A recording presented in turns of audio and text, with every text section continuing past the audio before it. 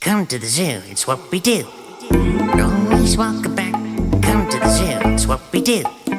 Always walk back. Always walk back. Come to the zoo, it's what we do. Always walk back. There's plenty to tell you. Jack's animal fun facts. Jack's animal fun facts. Jack's animal fun facts.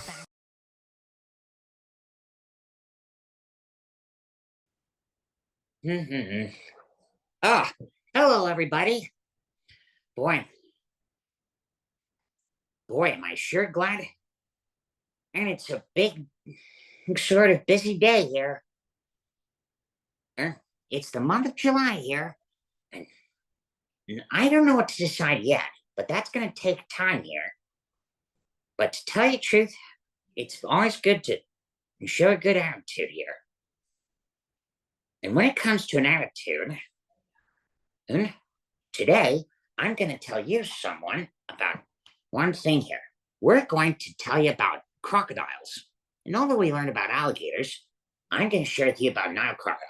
But before I can get to that, here are the facts. Both of them spend a time in the water. Alligators and crocodiles belong to the same family and similar habits and appearance. The biggest crocodile ever, the saltwater crocodile, was 23 feet long. They hang in the water line with their eyes, now part of the back showing. Their young are hatched from eggs here.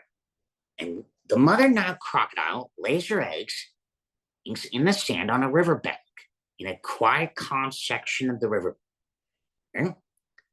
She guards them for 3 months until they hatch. Her throat pouch can hold 20, and while mother Nile crocodile can lay up to 57 eggs at a time, she has to take a couple trips to the water, and she guards them until they hatch. All crocodilians are primitive and intelligent. They have natural fear of very little. While alligators mostly go after food in the water, they sometimes pounce and stab, sharing an underground nest of reeds to save for later in a few days. Crocodiles and alligators live in different parts of the world. Alligators live in North America and China. But crocodiles, they have a narrow pointed head. The Nile crocodile is the largest reptile in all of Africa, up to 20 feet long from head to tail and weighs as much as 2,000 pounds. Now, one of the Nile crocodiles that's ever known anywhere was a strong young male Nile crocodile named Makuu. And I can tell you the story of this croc. The story of Makuu, the Nile crocodile. The story about him was quite a big start right from the beginning. Let me tell you how it all happened. It all started on the day when all the animals of the Pride Lands were all here when they heard the news about Makuu's was gathering.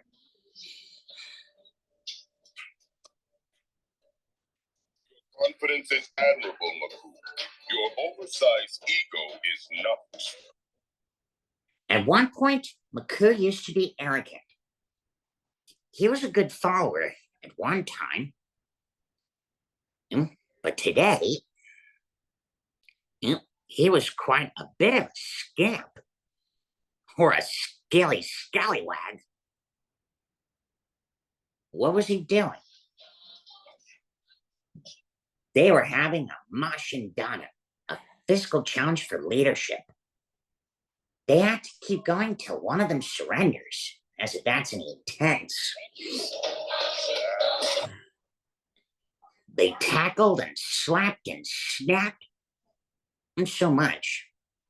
Which leads to one simple question. Why are crocodiles always so violent? It's just they're using ways as skills to survive. But there's more to being a croc than muscle and brawn. Violence is never the answer.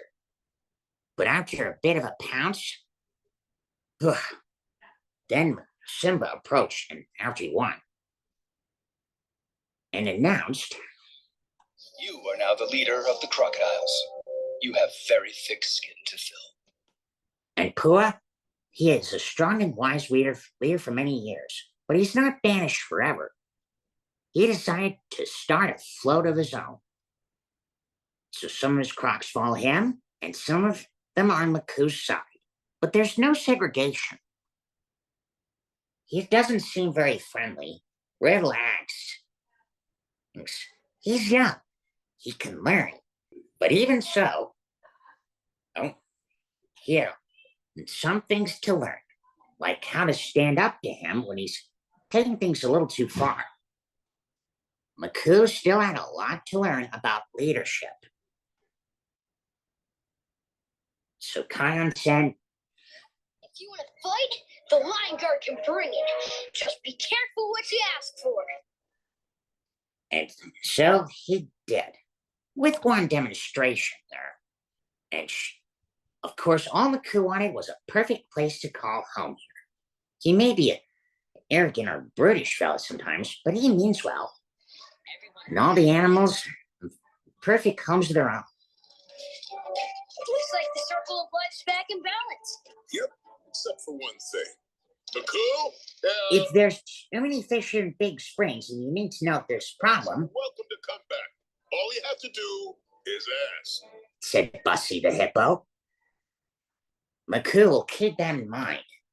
Makuu is a mighty fine Nile crocodile, but he still had a lot to learn at his own age. And for such a young fella, like the time in the floodplains, he had a lot to learn not to take things that aren't his. And when he tried to act this way toward Nala,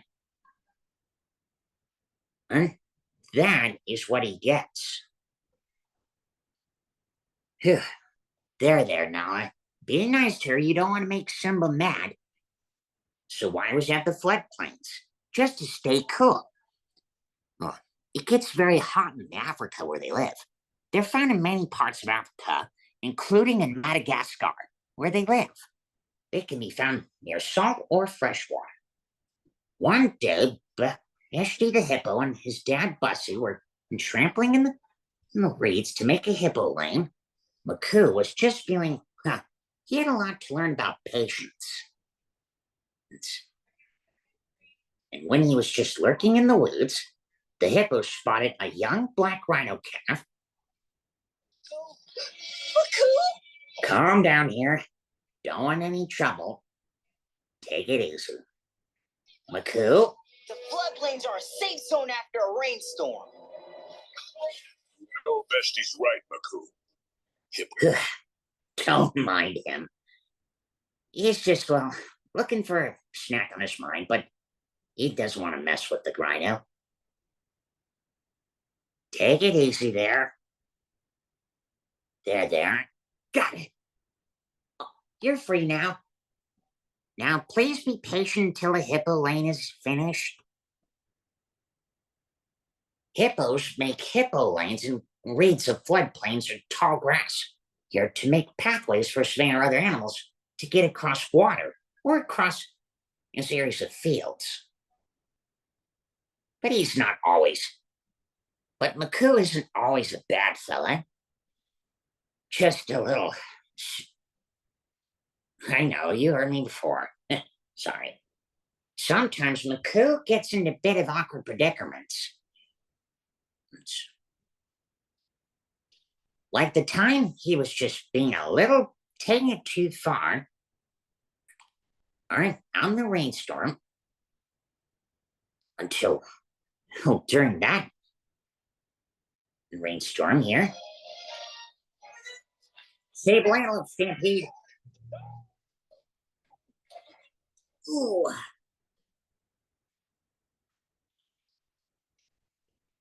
Good thinking, Vashti. Makuu, we went to a lot of trouble to make these lanes nice and safe for everyone.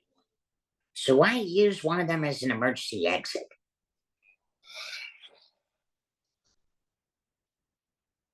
Don't worry about him. He never means to behave this way. And one time he messed with the wrong opponent and with the wrong animal, which is that rhinoceros, Kifaru, and Wensu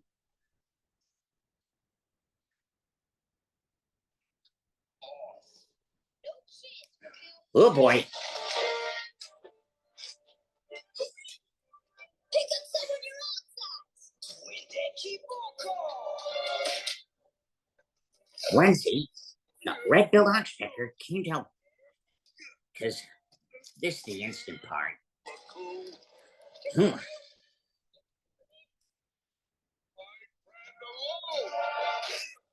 Yep, that's what happened. Nice try. Oh, why don't you just give it up, Makuu? I'm not about to fall, and I'm far too high for you to reach.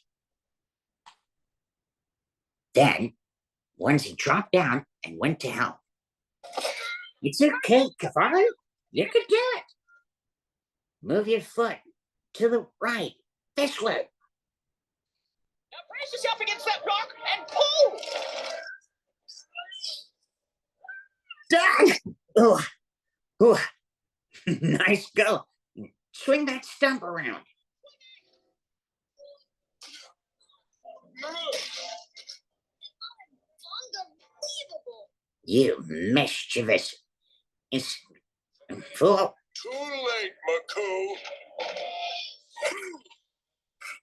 That's what you get when you mess with my best friend. Now, Makuu doesn't mean to behave this way, but he's still had a lot to learn. How long did it take? Let's see. November. It from November all the way to. It took 7 months. Just a little math skill. In fact, he wasn't always bad. He's usually on his best behavior and kept in good order. Like the time he was here for the Kupatana celebration or the Harmony Community. It happens on New Year's Eve in December. Kupatana.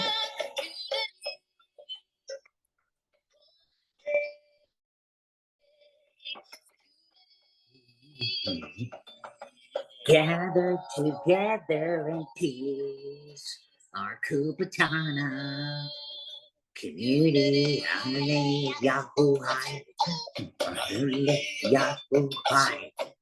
Gather around all in circle, again together, big and small. Here we are, every animal of the Pride Lands, for this day of peace. Kupatana community, one day for unity. Gather together in peace, our Kupatana unity, our Kupatana community. Everyone was gathered. Simba, Nala, Zazu, and all the other animals. Even Makuu was invited, because so did Timon and Pumbaa. In fact, all the animals were gathered here for this very special celebration. In fact, Kupatana means harmony in Swahili. It's the one day all the animals of the Pride Lands gather side by side to celebrate the circle of life and peace. And it's the most peaceful day of the year in Africa, if you ask me. One of the most. Is that so here? Well, it is. Until one day, in the last day of May here, that was the day. One day, Matoto, the baby elephant, heard some animals discussing. They were all on their way to Pride Rock for the Savannah Summit meeting. It's when Simba gets together key animal leaders to discuss matters of importance to the Pride Lands. Because getting animals to agree helps the circle of life, especially with the dry season approaching. It's very much like the United Nations in New York City, the Big Apple. It's where people come together to discuss living together in peace and work together like a community. And how many animals are there in the community? Exactly 8 of them. Yes, and here they are: an elephant, buffalo, giraffe, baboon, rhino, and sable antelope. Tembo, big baboon, imbea, bupu, virga virga, and twiga. Wait a minute, that's not right. There were 7 of them. Who am I forgetting? Makuu. What an invitation. Appreciate the invitation. You'll see that I take my responsibility as crocodile leader seriously. Very seriously. He may be a fearsome fella, but he has great respect for Simba. Like I said, he's young and he can learn. It seems just beginning. You see, he's not a scroogehead. But the animals are not so sure. Dad, can I talk to you alone? All right. Excuse us. Simba had to talk to Kyle a lot. All right, Kyle. Be patient, Makuu. Zazu, Rafiki, Simba and I gave you a second chance there lately. I kept a watchful eye on him a long time ago. Here? With Makuu. I don't trust him. The crocodiles are part of the Pride Lands, Kion, and Makuu is their leader. And invite him to the Savannah Summit with all these other animals? Yes, because crocodiles have always been invited to the Savannah Summit. And exactly what your point is, sometimes you have summits just to talk to your friends. And sometimes your summits to turn conflict into friendship, to build trust. I think Makuu is ready. Definitely. Thank you, Zazu. Time for procession. Simba told one of the cubs here to be on alert in case the other animals aren't ready to accept. According to the rules, all animals, if there's any right of a new member to be accepted, he must be spoken for at least 2 members, not counting his relatives or parents, will accept him, as that's how it works. Is that so? Yes. It's just traditional. King Simba's Savannah Summit awaits. All the animals head off to the Baobab Grove to celebrate. Welcome, everybody. We're glad you're all here. There's so much for us to discuss. The dry season is near. Once that we have gathered, celebration is a must. Want to keep the peace? We'll need to build some trust. So let's all come together. Species of all kinds, join us for the summit and say what's on your minds. There's so much we can learn, so much trust we can earn. We'll meet and we'll greet till our work is complete. Goodwill can be found as we gather around.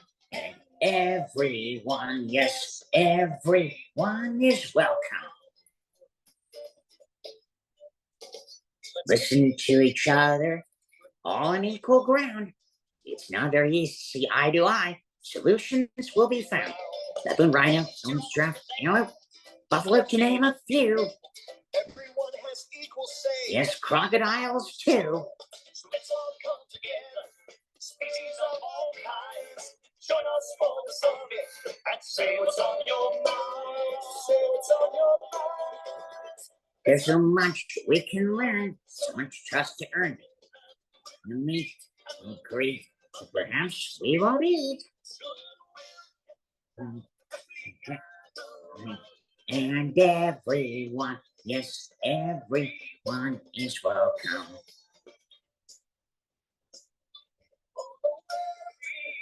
Yes, everyone is welcome. Mm-hmm. And that is how Makuu redeemed. That means change of heart. He's not bad as he is. But that's not quite the end. There might be more to tell, as you can see. How come? That was the day Makuu was just minding his own business. It took a long time to discuss and a lot of processing. And better keep on schedule. The end of the meeting is due by tonight. By nightfall. When Makuu was just minding his own business, whoa, he was just about to fall into a pit until these animals, the guards, got him out of here in the nick of time. Yeah. Thanks, Cub. You're welcome, Makuu. Whoever made that pit and added some rotten fruit in it was very odorous. Until, when the end of the meeting, Simba asked one of the animals to confess. Until Verga and Twiga here explained. They didn't want to hurt him, just wanted to smell man the way he strut around here. We wanted to teach you a lesson. I came. They apologized and knew they made a mistake. We didn't want to hurt you, just make you smell bad. The way you were strutting around here, we wanted to teach. I came to the summit to show I'm a good leader, to help my float and the Pride Lands. But none of you gave me a chance. Instead, for my efforts, I get this plot. Worthy of a crocodile. I couldn't have done it better myself. I say, let King Simba Savannah Summit go on. He cheered. Everyone cheered. Phew. And a sigh of relief at last.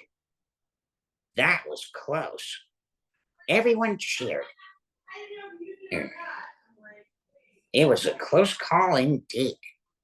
But if you ask me, I just wanted to say it brought goodwill for everyone's sake.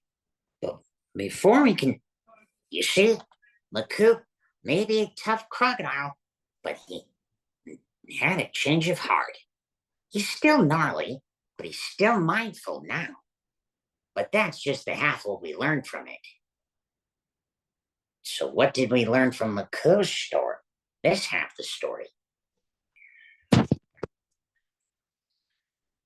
That leadership is a big responsibility. You should never go around thinking of yourself. It takes time to learn and overcome challenges. And now he improved it himself. And you're probably wondering where he got his behavior from here. He never wanted to be like someone else. We'll save that next half of the story for for another day. I'll see you soon. I'll be snapping up now. Now get some rest. Here. I'll be keeping an eye on it.